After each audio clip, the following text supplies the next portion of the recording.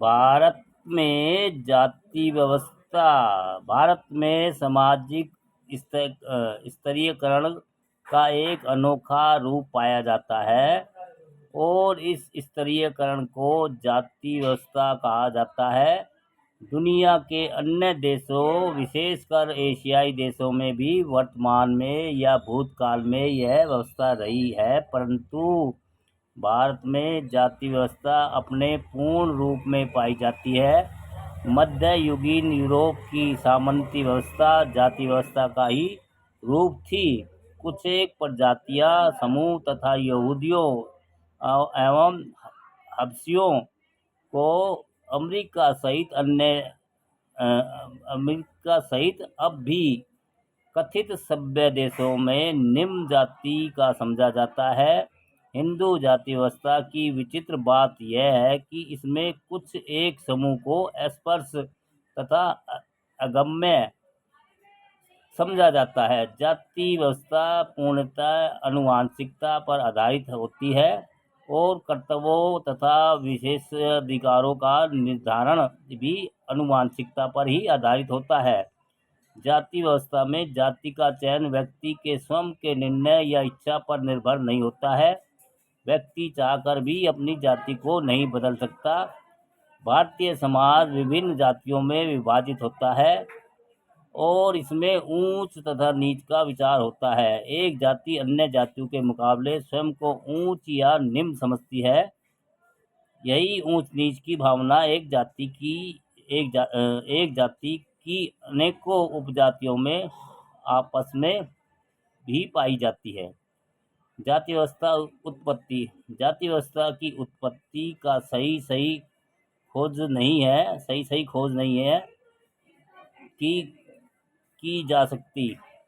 इस व्यवस्था का जन्म भारत में हुआ ऐसा माना जाता है। जाति व्यवस्था में कई सिद्धांत माने जाते हैं जिनका आगे वर्णन में विस्तृत से विवेचन भी किया गया है। भैया क्या विवेचन किया है? जाति व्यवस्था का एक प्रजातीय सिद्धांत। डॉक्टर मजूमदार के अनुसार जाति व्यवस्था का एक जन्म भारत में आर्यों के आगमन के पश्चात हुआ। अपना पृथक अस्तित्व बनाए रखने के लिए भारत आर्यों ने कुछ एक व्यक्तियों के समूहों के लिए वर्ण शब्द का प्रयोग किया। वह ऋग्वेद में आर्यों तथा दास के अंतर को स्पष्ट रूप से पाते हैं। ऋग्वेद में 3 वर्णों ब्राह्मण, क्षत्रिय एवं वैश्य का वर्णन अक्सर पाया आता है। शूद्र वर्ण का जिक्र केवल एक बार आता है। शूद्र वर्ण से घरेलू नौकर जिनकी स्थिति दास जैसी भी शामिल थे। निष्कर्षतः प्रजाति सिद्धांत के अनुसार भारत की जाति व्यवस्था का प्रमुख कारण आर्यों का आगमन रहा है। नंबर 2, राजनीतिक सिद्धांत। इस सिद्धांत के अनुसार सिद्धांत के अनुसार वर्तमान जाति व्यवस्था ब्राह्मणों द्वारा स्वयं को सामाजिक सोपान में उच्च स्तर पर रखने हेतु युक्ति का परिणाम है।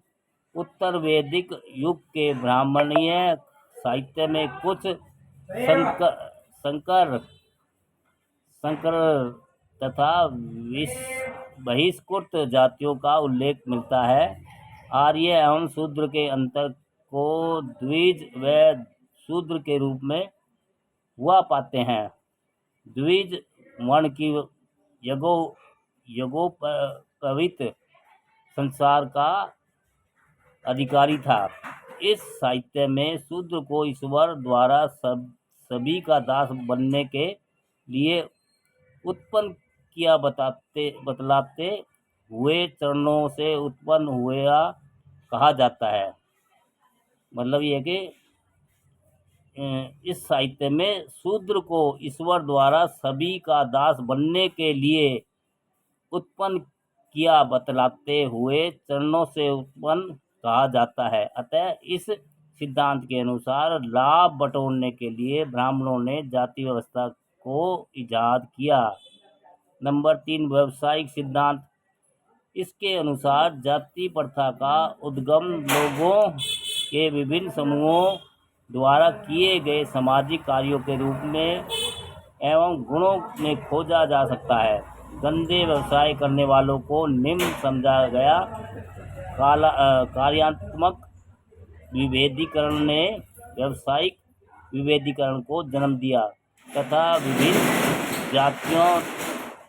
जातियां यथा लोहार, सुनार, चमार, बढ़ई, तेली, नाई, धोबी, कहार, माली आदि का जन्म हुआ। इस सिद्धांत अनुसार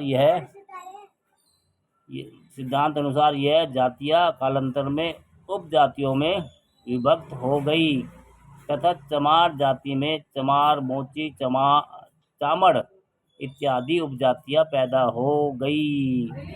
परंपरागत सिद्धांत है परंपरागत सिद्धांत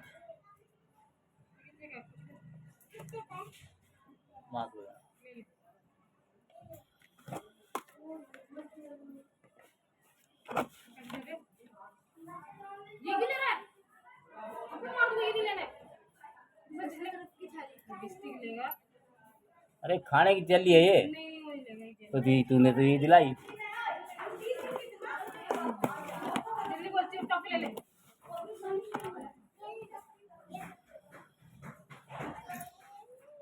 ये दे दूं 3-4 ये तो एक टॉफी ले लो।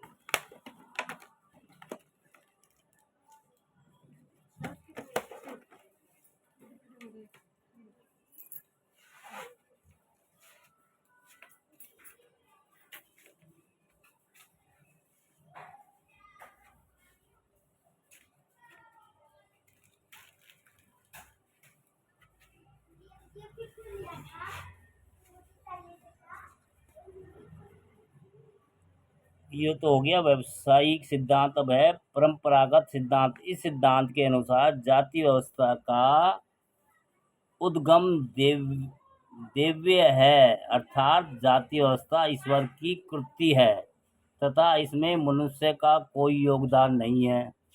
नंबर 5 हो गया विकासवादी सिद्धांत। इसके अनुसार वर्तमान जाति व्यवस्था सामाजिक विकास की लंबी प्रक्रिया का परिणाम है। इसके विकास के आनुवंशिक व्यवसाय, ब्राह्मणों को स्वयं को पवित्र रखने की इच्छा, भौगोलिक पृथकत्व इत्यादि तत्व प्रमुख है। ज़्यादातर विद्वानों का मानना है कि भारत में जाति व्यवस्था का मूल आज की वर्ण व्यवस्था में निहित है। वर्ण व्यवस्था के अनुसार हिंदू समाज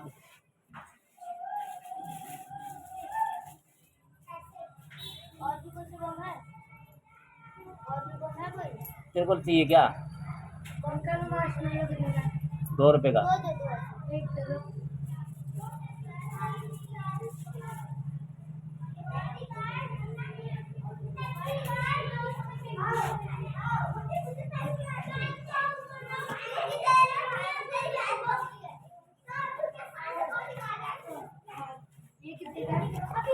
ये भी 1 रुपए का।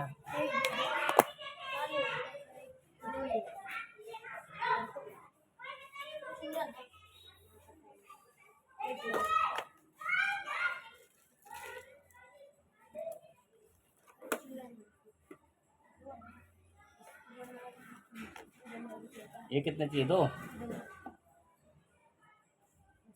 अब 5 रुपए दे। किसने दिए? वो तो उसने दिए थे 10 रुपए। तूने कब दे दिए?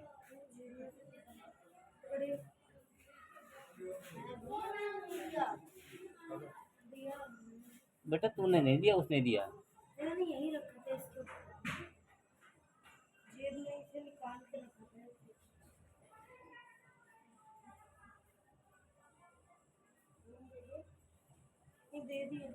बेटा उसके पैसे डालने के बाद तब तेरे को सामान दिया मैंने। पहले उसने तो 10 रुपये दिए थे, उसके पैसे वहाँ डाल के फिर दिया मैंने।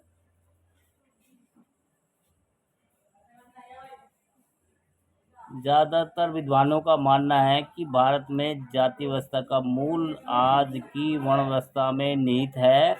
वर्ण व्यवस्था के अनुसार हिंदू समाज 4 वर्णों में ब्राह्मण, क्षत्रिय, वैश्य तथा एवं शूद्रों में बटा हुआ होता है। तत्पश्चात यह चारों वर्ण अनेकों जातियों व उपजातियों में बट गए। वर्ण व्यवस्था में व्यवसाय पर आधारित व्यवस्था भी थी, जिसमें व्यक्ति के व्यवसाय का निर्धारण करके वर्ण पर निर्भर होता था। कालांतर में यह निर्धारण इतना सशक्त हो गया कि व्यवसाय का चयन व्यक्ति की इच्छा पर नहीं बल्कि उसके जन्म पर निर्भर हो गया। सामाजिक व्यवस्था अपने वर्ण के व्यवसाय को छोड़ अन्य वर्ण के व्यवसाय को अपनाने की इच्छा ही नहीं देती,